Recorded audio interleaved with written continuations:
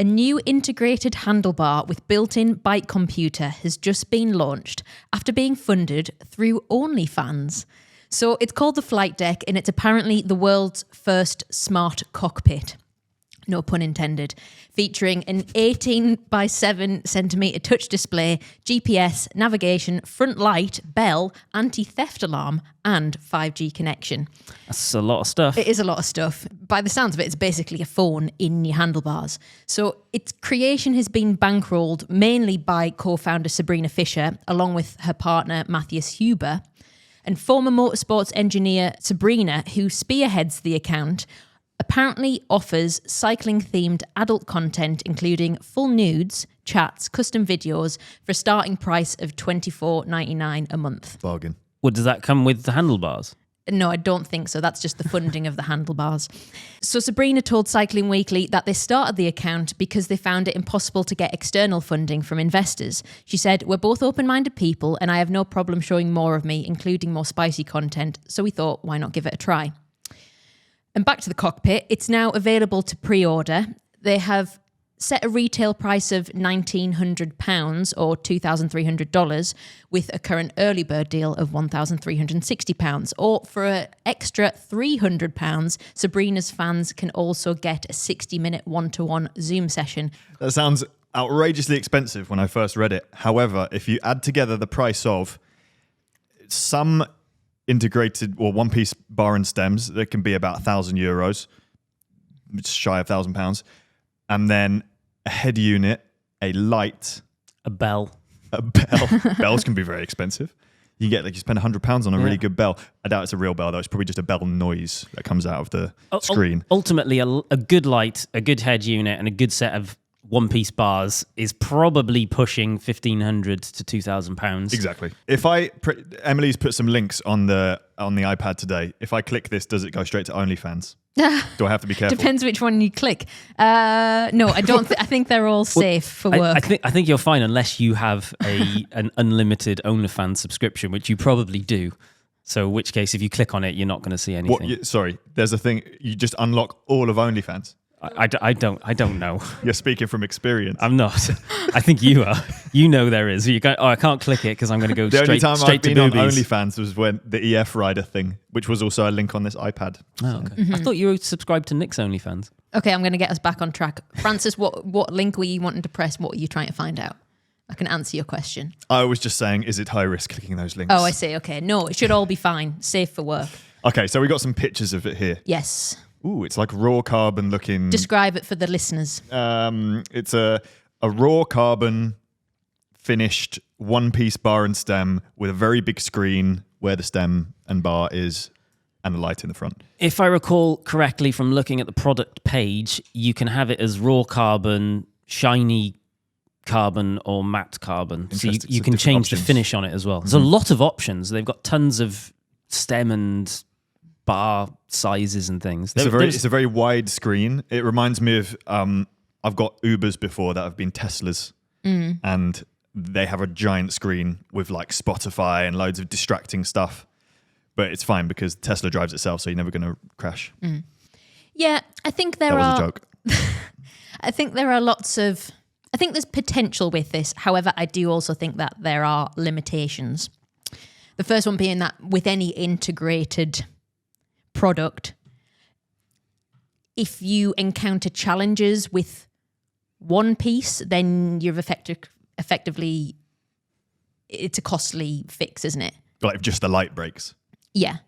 Or if there were, I actually got in touch with them to ask if they had a crash policy, because that was like my main concern with this, that ultimately, yes, while the overall cost kind of adds up to the price of the individual components, if you're breaking one, you're breaking all. And therefore, what's the thing with that is yet? I will look in the emails. They have not got back to me. So if they do, I will clarify that. Yep, I've now got an answer. They do offer a repair service for individual parts should you have a crash. The only thing I can't find is a mention of what costs would be associated to that service.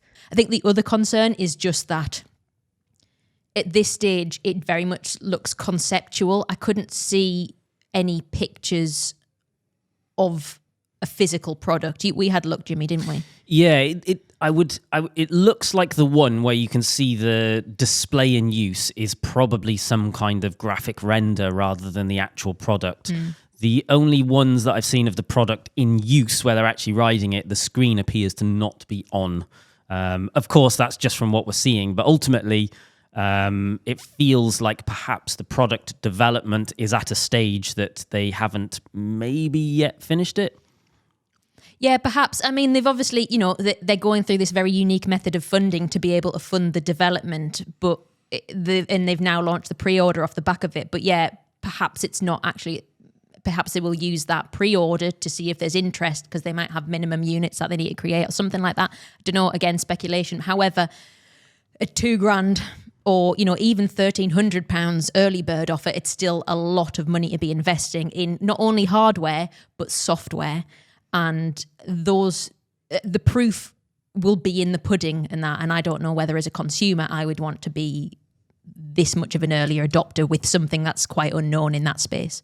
What I am very happy saying is that aesthetically, I really like it. I think it's cool. It looks like futuristic. This is fulfilling my dream of everything being inside a bike. One plug for everything. Everything, absolutely everything. Or ideally like last no week, plugs. Drivetrain inside, Garmin inside, everything inside. And then you can just pressure wash. Doesn't matter. Yeah, clean your bike. What happens though when you've got more than one bike? You have to buy more than one handlebar, Jimmy. There's surely going to be so many compatibility issues. Like there must be bikes that it's not going to fit that have like unique. Definitely. We reviewed the Scott recently, and it's not on its own with a slightly unusual steerer tube size. So you'd need shims or adapters to be able to fit one-piece bars to it. Companies like EXS, you saw them at Rouleur, didn't you? They do carbon components, and they have to do special fittings for almost every single bike that they offer bars for.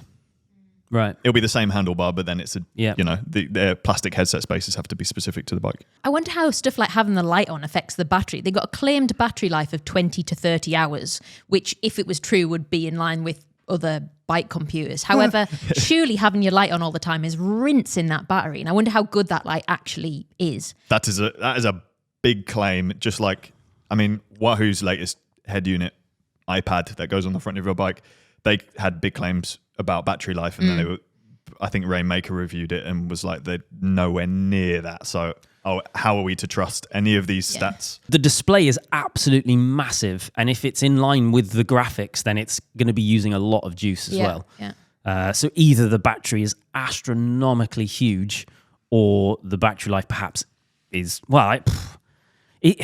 technology is just getting wild though, isn't it? Like if you think of it as a phone rather than as a bike computer, then it feels like the claims could be achievable. But I'm not aware of anyone else that is hitting what they are claiming. If they do hit what they are claiming, then maybe they're onto something really good. I feel as if it's going to be done well, it would be being done by Samsung or some sort of giant existing company like Garmin. Not two people funding it through OnlyFans. Maybe they're just ambitious and they're onto something. It's got potential. However, the proof absolutely is in the pudding on this one.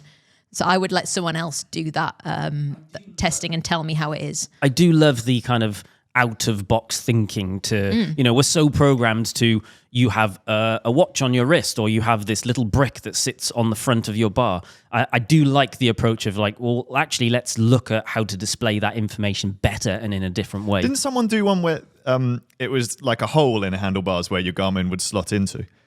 Obviously, then you have issues with which Garmin model, and if it gets updated each year, then it's going to be a different shape. I don't remember. That does sound vaguely familiar. I feel as if it's in the wrong place, though. There's a reason why people use the out front mounts, because it puts it slightly in front of your handlebars, and then it's more where your eyes go down. Do you think? I think that. As soon as I've used the Garmin stem mounts, and then it's further back, and you're like, it's actually too close to you. I think what that is 15 to 20 years of out front bike computer conditioning, and you're just so used to it that anything else is just wrong. I don't like change unless it's putting everything inside a bike. Where's my rim brakes? God damn it! Should we talk a little bit about the unorthodox funding method? I love it. Do you? Yeah, I think it's I really like. Again, it's an out of the box approach to developing a business, developing a product. It's going to be expensive to develop a product like this for numerous reasons. So, kind of looking at how they go about funding it is mint. It's great. Would they make more money if they just did the OnlyFans? Maybe, but who knows? Yeah. So apparently Matthias does feature. I'm saying apparently because I haven't subscribed to be able to see, but Francis, does he feature? Yeah, about 20%. Okay. Yeah. He does feature, but Sabrina is clearly the star and the reason that the money's coming in. For instance, her Instagram has 212,000 followers versus 367 for him. And on her Instagram, she's definitely posting teasers for the OnlyFans. There's a lot of pictures of her being topless in bib shorts with strategically placed straps, which we have historically, all of us, pointed to as being pointed to as being a problem within the world of cycling and potentially tarnishing women's cycling. And yeah, it's really hard, isn't it? I mean, I think there's a difference between an individual doing it and a company doing it. I think if a company is using, for example, like a lot of it looks like the photo shoots that ASOS were doing for their bib shorts 10 years ago or 15 years ago, or whatever. And I think that when a company's doing it, it looks like it's representing a larger group of people. Whereas, to be fair to her, she's representing herself. Those photos aren't going on the flight deck company page. Yep. However, I guess when you're a small business, those things are more intrinsically linked. I don't know. It's murky. She says, so on her Instagram, she talks about her reasons for doing the content. She says, each of my fans is a stepping stone towards my dream, turning my cycling tech startup, Flight Deck, into a reality without relying on external investors. OnlyFans provides me the opportunity and freedom to pursue this dream, a chance I never would have had as a regular salaried motorsports engineer or manager. I'm proud to say I've kept it 100% independent, no investors, no outside ownership, something almost unheard of at this stage of most startups. I mean, yeah, I get it. It definitely is an interesting way to fund a company. And it's sort of genius in a way because it gives them access to money, retains 100% of the business, and they're also getting to advertise their product to a very engaged target market as well. Mm-hmm. And they're probably getting free press because the idea of funding your startup via OnlyFans is a bonkers headline, which people like us will pick up. And it's interesting because apparently I was reading a stat that women-led startups only receive about 3% of venture capital funding. So being a woman in business, you are definitely disadvantaged in some ways about traditional access to funding. However, I mean, I don't know, the jury's out for me, but she definitely looks to be putting in more of the work into the fundraising, and therefore I would say she should have more of the shares. Perhaps she does. Perhaps she does. Yeah, I don't see any issue with it, and mainly on the reason as you put, it's like a little bubble that she's in, that she's created. She isn't trying to be everywhere and represent all cycling. She's kind of saying, this is my thing, this is what I'm doing, and if you find me and want to be part of that, then you can follow and or be part of it in various other ways. I didn't know she existed. Instagram has never served me any of her stuff, and she's got 200,000 And if you just found followers. Flight Deck, you wouldn't just receive pictures of boobies. Yes, exactly. It seems to be separate as far as I can tell. Yeah. So I don't know. I'm not. I am firmly sitting on the fence on this one. I don't know. I think it's interesting and very unique in terms of a funding method. Can I make one more point about the product? Yes. That I think should be pointed out. I have in the past bought generation 1 of pieces of tech, things like power meters and bike computers, and every time it's been a big mistake. Mm-hmm. So if you don't have unlimited money, maybe leave it to other people to try it first, especially when it doesn't exist.